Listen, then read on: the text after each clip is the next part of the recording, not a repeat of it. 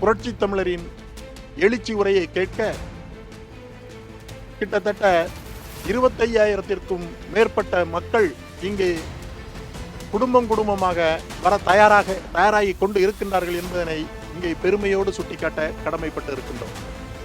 அதோடு மட்டுமல்லாமல் மாணவ மாணவியர்களுக்கு விலையில்லா மடிக்கணினிகளை தந்து பெருநாட்சாவாக விளங்கியவர் மாண்புமிகு அண்ணன் எடப்பாடியார் அவர்கள்.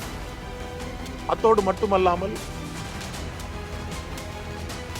அரசு பள்ளி மாணவர்களுக்கு மிகுந்த பகல் கனவாக இருந்த மருத்துவராகுகின்ற எண்ணத்தை அதை மாண்புமிகு அண்ணன் எடப்பாடியார் அவர்கள் உள்ளத்தில் உதித்த ஒரு உன்னதமான திட்டம்தான் அரசு பள்ளி மாணவ மாணவியர்களுக்கு 7.5% மருத்துவ உள் ஒதுக்கீடு திட்டத்தின் மூலம் இன்றைக்கு கிட்டத்தட்ட 5,000த்துக்கும் மேற்பட்ட மருத்துவர்கள் வெளியில் மருத்துவர்கள் பட்டப்படிப்பை முடித்து வந்து மக்களுக்கு சேவை செய்ய காத்துக்கொண்டு இருக்கின்றார்கள் என்பதனை நினைக்கின்ற பொழுது உண்மையிலேயே மிகுந்த பெருமை கொள்ளுகின்றோம்.